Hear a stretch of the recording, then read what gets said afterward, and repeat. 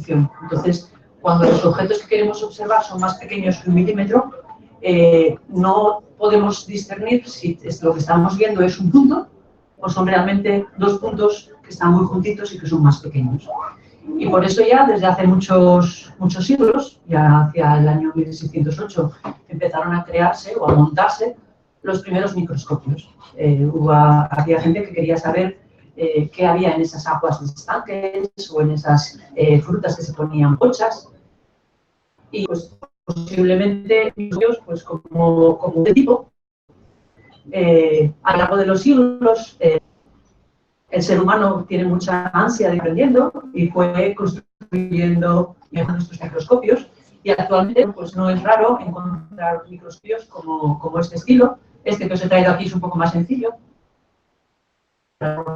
Estos copios ya son un poco más complejos, hay que alinearlos y estabilizarlos.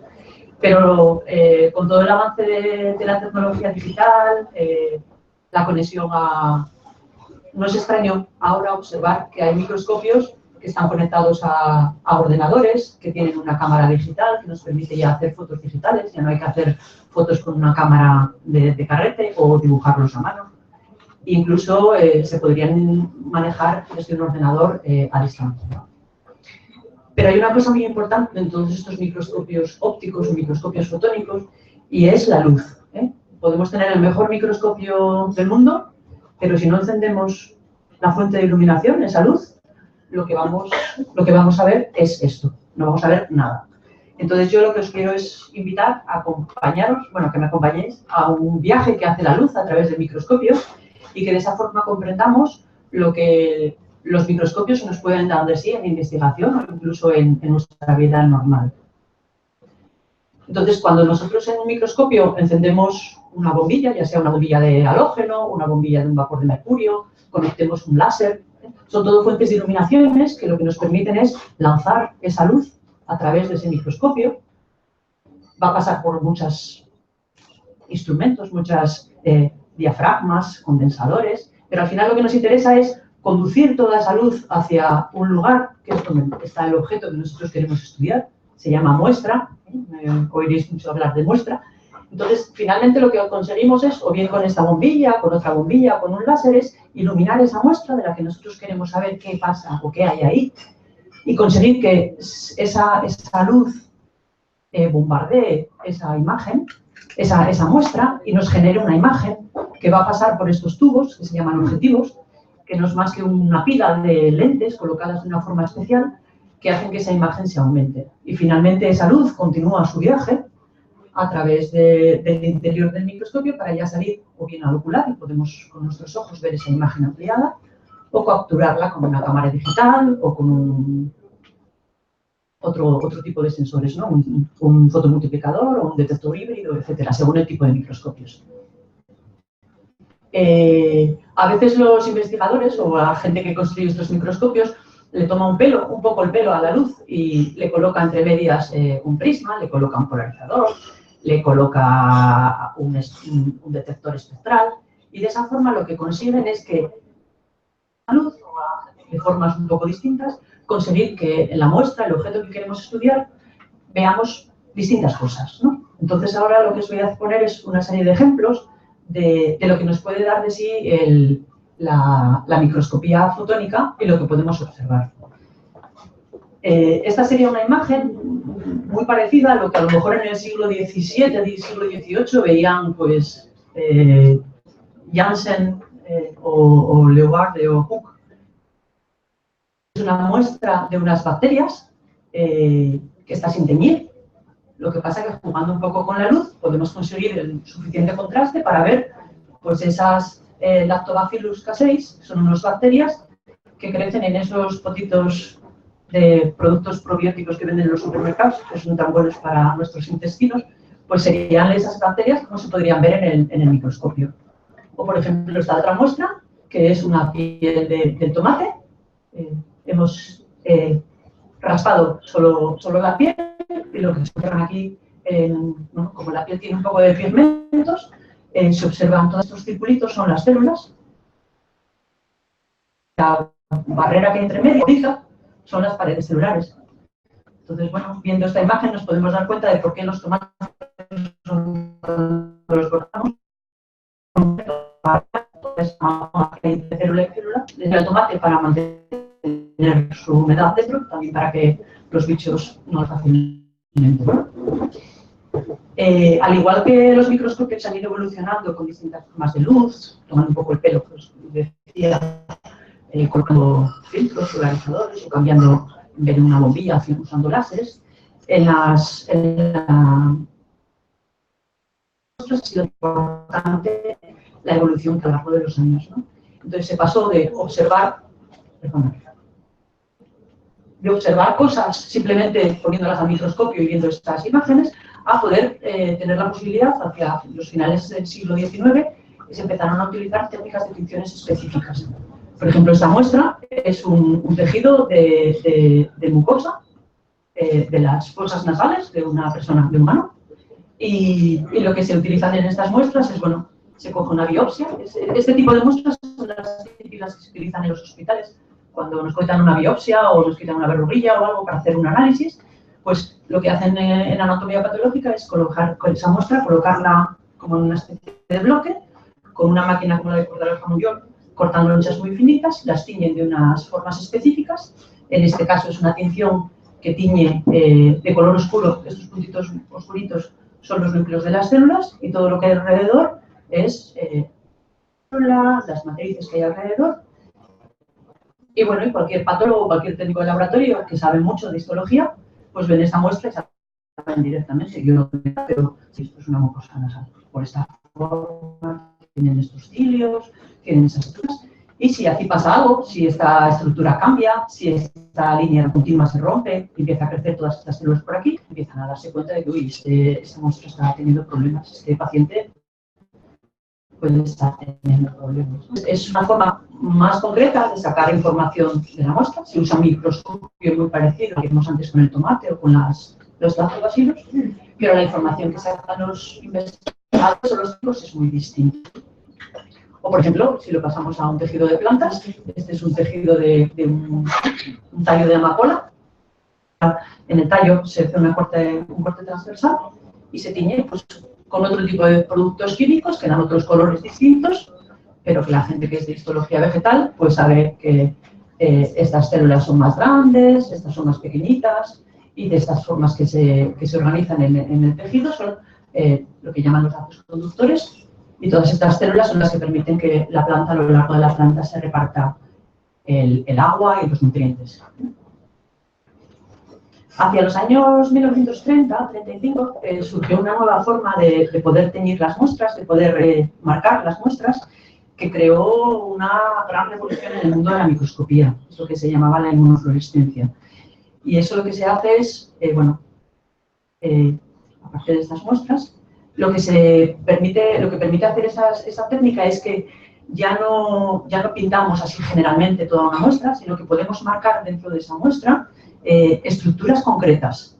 Entonces, ya no solo vemos una tinción general o dos tipos de células. Por ejemplo, en esta muestra, todo lo que vemos aquí son células aisladas, células de un colon de un ratón, que se utilizan en el laboratorio, se creen como modelos experimentales.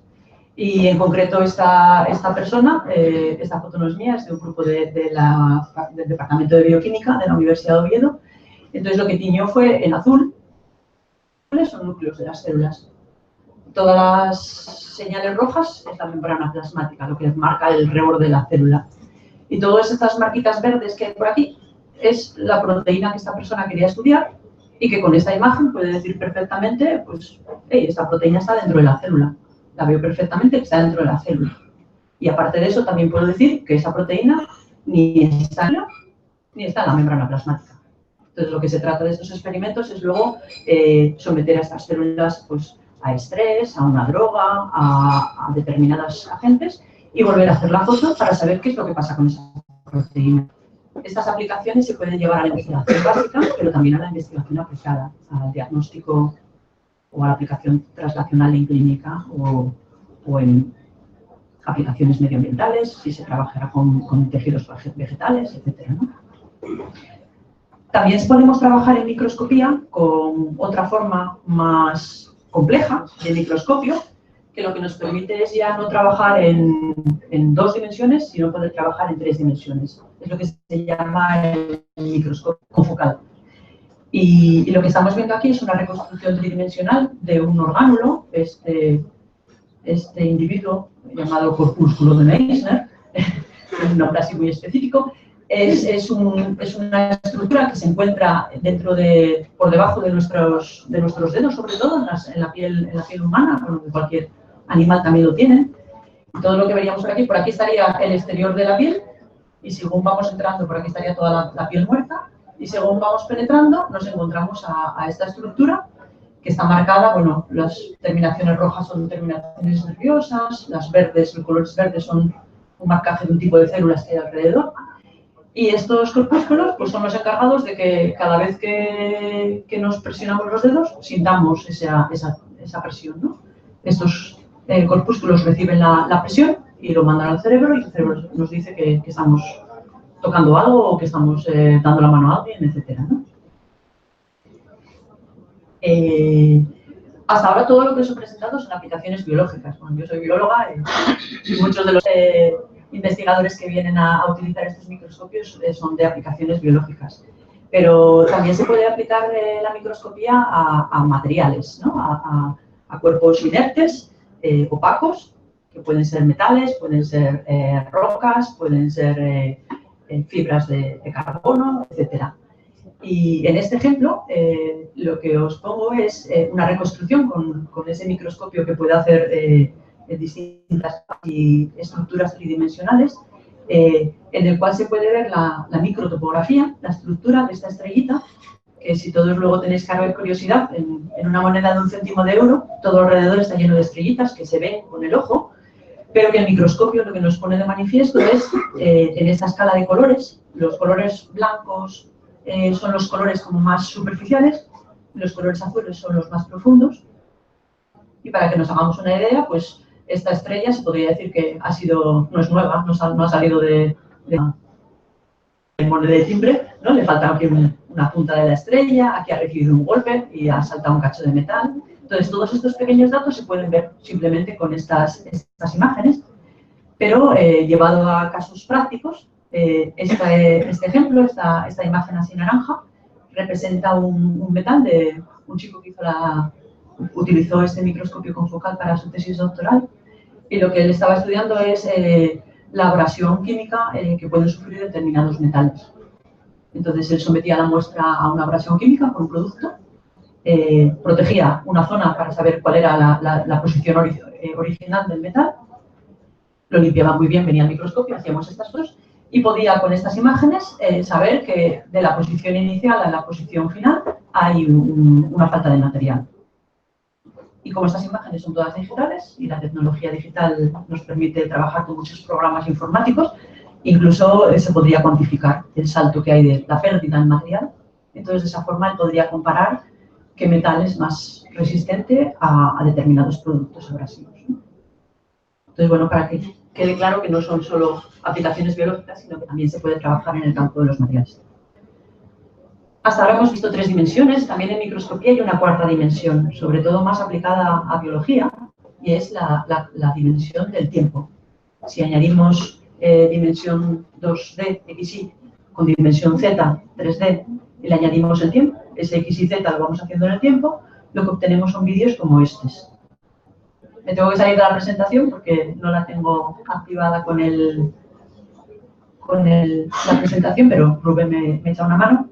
Y en este vídeo lo que estamos viendo es células de un embrión de una mosca de vinagre, y lo que estáis viendo no es más que la división celular. De una célula madre se han creado 2 células hijas. En los embriones esta división celular es muy rápida. Entonces, todas estas son células. Parece que están estables, pero en realidad, si veis, empiezan a tener más señal verde, porque el ADN celular se está dividiendo. Se empiezan a formar los cromosomas y de repente se empieza a formar otro material rojo, está coloreado de rojo, son unas fibras que van a tirar de esos cromosomas para que se vuelvan a crear 2 células hijas. Entonces, todos estos procesos se pueden ver estáticamente, pero si le añadimos el factor tiempo, tenemos una cuarta dimensión que nos da mucha información.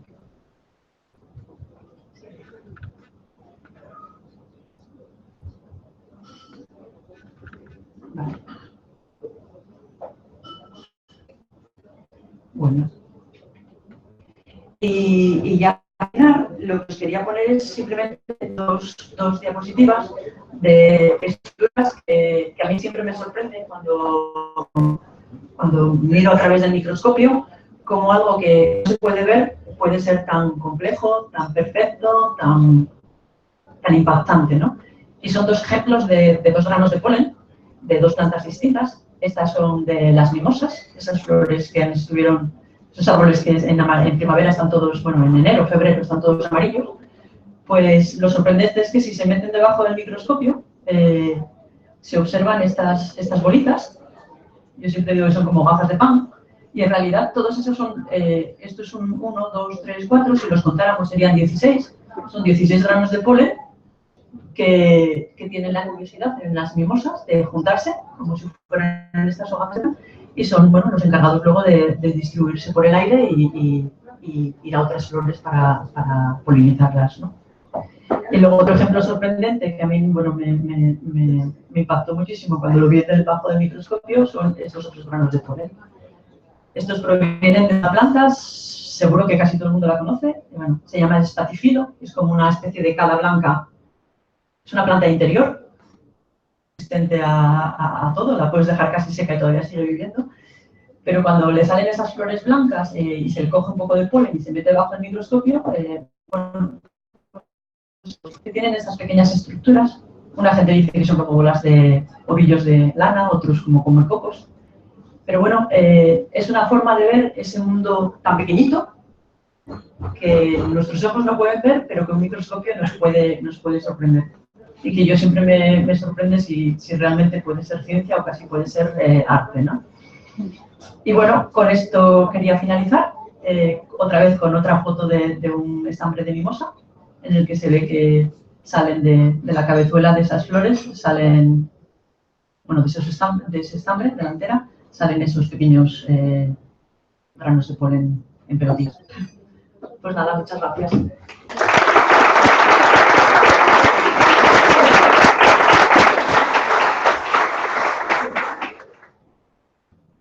¿Hay preguntas? Bueno, ya viene justo.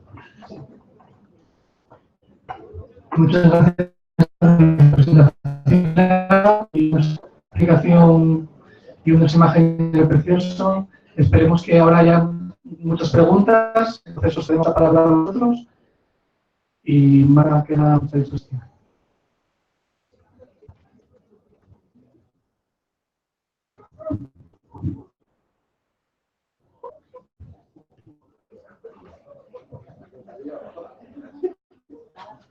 Ha quedado todo tan claro. ¿Nadie tiene ninguna pregunta? ¿Nadie?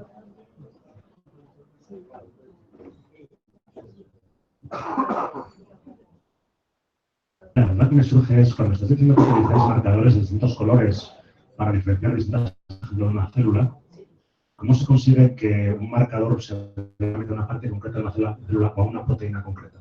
Ya, a ver, lo he simplificado mucho. En realidad hay dos tipos de marcadores. Hay marcadores específicos que se llaman marcadores directos. Por ejemplo, la imagen esta que había de las células, a ver si localizo esto. Esta, de las células. Los núcleos, este marcaje de núcleos es un marcador que es directo, tiene la capacidad de unirse entre la doble cadena de ADN, en concreto en las uniones adenina-timina. Adenina, no, adenina guanina. Y ahí se va a meter y se va a quedar. Donde hay ADN se va a localizar y no hay nada más. El resto de los colorantes se hace a través de anticuerpos. Entonces, comercialmente se busca un anticuerpo que tiene afinidad por determinado radical, componente de una molécula proteína, componente de la membrana plasmática, de un canal de cálculo, de un líquido o lo que sea. Entonces, a ese anticuerpo, o bien directamente o secundariamente, se le pega un fluorocromo, una sustancia que cuando recibe en esta imagen sufre y devuelve energía en forma de luz. Entonces, por eso veremos los componentes en rojo, según tengan un fluorocromo, en verde, según tengan otro fluorocromo, o en azul, según tengan otro fluorocromo. Son 3 imágenes. Bueno, ya, me dice mi pinche, sí. En realidad son 3 imágenes, ¿no? Entonces, se utilizan 3 láseres distintos para con un láser excitar la señal que se ve en azul, con otro láser excitar la señal verde y con otro láser excitar la señal roja. Y intentar que esas señales no se mezclen y que tengas información fiable, ¿no? Al final son 3 imágenes digitales y que con un programa de procesamiento de imágenes se pueden combinar y se pueden poner de esta forma. Incluso si queréis saber más, en realidad estas imágenes son grises. Los láseres no saben de colores, los láseres saben de intensidad de fluorescencia, intensidad de señal luminosa. Entonces, si hay mucha luz, el láser ve un color blanco. Si no hay nada de luz, ve un color negro. Y entre medias hay lo que se llaman los niveles de grises. Entonces, lo que se hace por imagen es transformar esos niveles de grises en lo que ven nuestros ojos. Cuando pones en el microscopio a través de los ojos ves azul, pues entonces le pones un color azul. Cuando ves rojo, le pones un color rojo. El problema pasa cuando ves colores que ya no puedes ver sacados, empiezas a hacer maravillas y empiezas a poner magentas o amarillos y te empiezan a salir unos colores bastante extraños. Pero bueno, así es un poco cómo funciona. De nada. ¿Más preguntas? ¿Comentarios?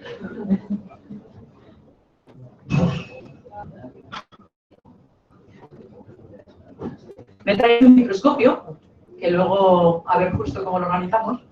Vale, bueno, yo sí que te quería, así a modo de curiosidad, que nos comentaras así un poquitín por encima los precios de estos equipos, porque pones imágenes de cómo eran bueno, lo que se puede observar con los microscopios más antiguos, y luego pones unas imágenes espectaculares con los microscopios más modernos. Me imagino que en vuestro servicio tendréis una instrumentación de todo tipo y sobre todo muy avanzada.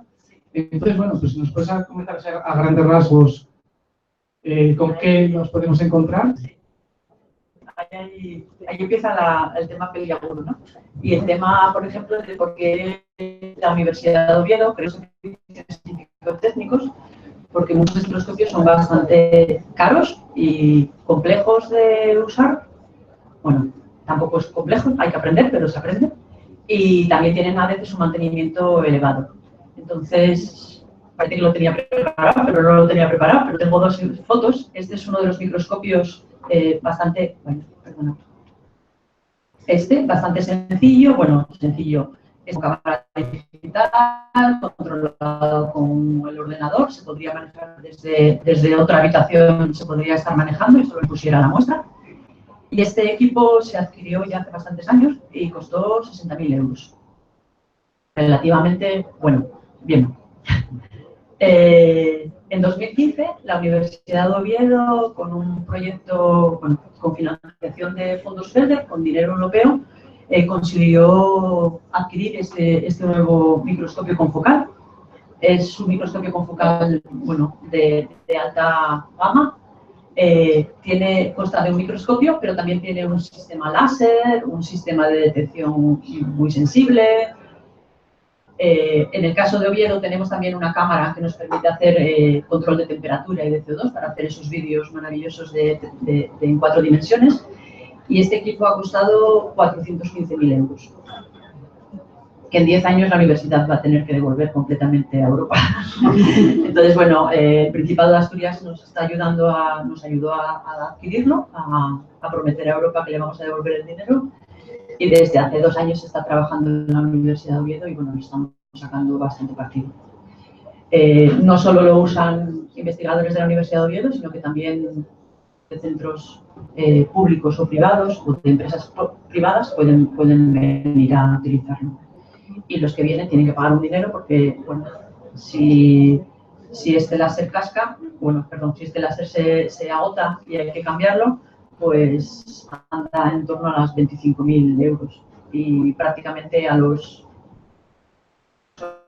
9 años puede ser, hay gran riesgo de que se acabe. Entonces, bueno, son precios elevados, sí.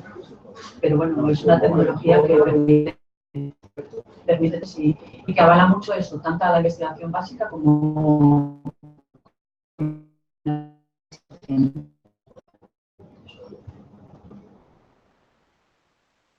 pregunta más. Tenemos el nuevo protagonista experta. Aquí hay una pregunta.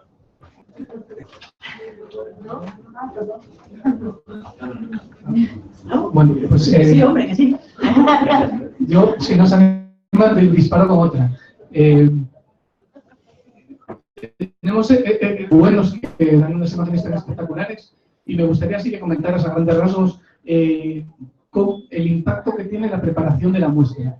Te quiero decir, porque me imagino que los aquí presentes, si no somos expertos, nos imaginamos que cogemos la muestra directamente, la ponemos y ya lo vemos. Entonces, bueno, si nos puedes comentar así a grandes rasgos qué es lo que hay que hacer y lo complejo que es y el impacto que tiene el resultado final, claro. Es todo, ¿eh? A ver, con el microscopio y con el ordenador puedes modificar, puedes mejorar, puedes hacer que la señal sea un poco más intensa, más limpia, un poco como el fotógrafo, ¿no? Vas a un fotógrafo, te hace una foto, te puedes retocar y dejarte como para la portada de Lola, pero en microscopía, si no tienes de verdad una muestra bien preparada, lo que me comentaba antes el otro chico, de los colores, si no tienes una señal de fluorescencia, un buen margen, está bien, tejido ese al montarlo en el porta, luego veréis los que queráis las preparaciones, al montarlo en el cristal, si lo pones un poco inclinado o si lo raspas un poco, y ahí estás como degradando el tejido. Si al ponerle un cristalito que hay que poner encima dejas aire, ya empiezas a tener problemas. Si la señal o las concentraciones que has puesto de esos marcajes no están equilibradas, la señal no va a ser buena. O si estás buscando, has utilizado un anticuerpo que no es específico, que te tiñe un poco general, vas a tener mucha porquería y vas a tener una señal que no te puedes fiar de ella, ¿no? Entonces, la preparación de la muestra es crucial. Me dicen, ¿no? Bueno, haz un poco de magia, mueve ahí un poco y me sacas la señal más bonita. Se puede mejorar un poco, pero si no pones una muestra bonita, no vas a conseguir Puedes conseguir más o menos una foto, pero no te puedes fiar de esos datos, de esa foto. Y al final lo que interesa es que te fíes de esos datos para que luego tu artículo de investigación, tu tesis o tu aplicación a la clínica o a medio ambiente o a la industria alimentaria que sea fiable, ¿no? Que no puedas vender un lactobacillus cuando en el bote no tienes la bacteria, por ejemplo. Vale.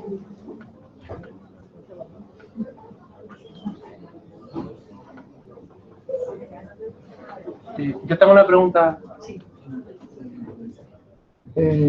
¿Y qué es lo siguiente en lo que se está trabajando? ¿En mejorar estas cosas, en los marcajes, en eso, o algo más grande? Un poco en todo, pero desde hace 6 años lo que está avanzando muchísimo es el desarrollo de nuevos microscopios. En el 2014, en un microscopio muy parecido a ver si me sale, bueno, muy parecido a este que os enseñé aquí, a este microscopio confocal, el caro, el de 400 y pico mil euros, ese en 2014 el premio Nobel de Química se concedió a 3 investigadores, un alemán y 2 americanos, que justo han acoplado un segundo láser a los primeros, conseguir que lo que el microscopio... Gracias. Eso, muy bien. Pues entonces en este microscopio han acoplado un segundo láser para conseguir que lo que este microscopio podía ver, ya pequeñito que el ojo humano no podía ver, que todavía pueda ir más profundo. Y normalmente en estos microscopios puedes observar estructuras en las micras. Si nos ponemos en las micras va bastante bien. Si ya bajamos a nanómetros, por ejemplo, una bacteria suele ser entre 3 micras. Si ya bajamos a querer ver lo que hay dentro de esa bacteria, vamos a tener problemas. Y antiguamente lo que se hacía era se acudía a los microscopios electrónicos, se olvidaba los microscopios fotónicos, la luz, se apagaba la luz, prendían los electrones en el microscopio electrónico. Ha conseguido acoplar un segundo láser, romper la barrera de esas nanómetros y están ya en algunos laboratorios estudiando muestras de menos de 100 nanómetros hasta 10 ciclómetros están llegando. Hay que llegarse. Mucho va también con fórmulas matemáticas, porque otros métodos están empezando a ser ópticos, entonces, bueno, todavía está colocándose en laboratorios. Pero, por ejemplo, en España ya hay varios centros españoles que tienen estos microscopios que se llaman de superresolución. ¿Y con ventajas sobre los electrónicos? A ver, la gran ventaja que tienen los microscopios fotónicos, y por eso es el avance que están teniendo, es que en un microscopio electrónico todo lo que tienes que poner tiene que estar muerto. Y solo ves estructuras generales. En la charla de David se veía en el microscopio electrónico esas bolitas magnéticas, si me equivoco, microscopía electrónica, pero tiene que estar todo muerto. Entonces, ese vídeo maravilloso que os puse en vida, o el poder marcar 3 o 4 cosas dentro de la muestra, en microscopía electrónica no lo puedes hacer. Entonces, por eso la gente sigue avanzando, los investigadores siguen avanzando en microscopía fotónica.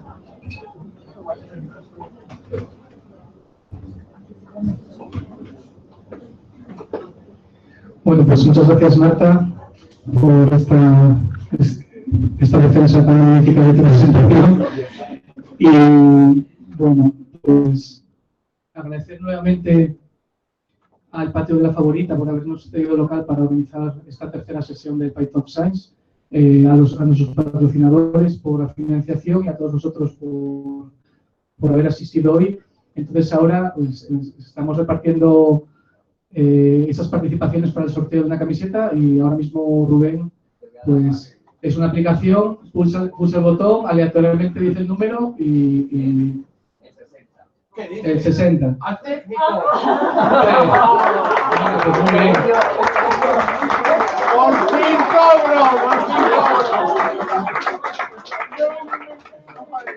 Nunca voy a tocar ahora.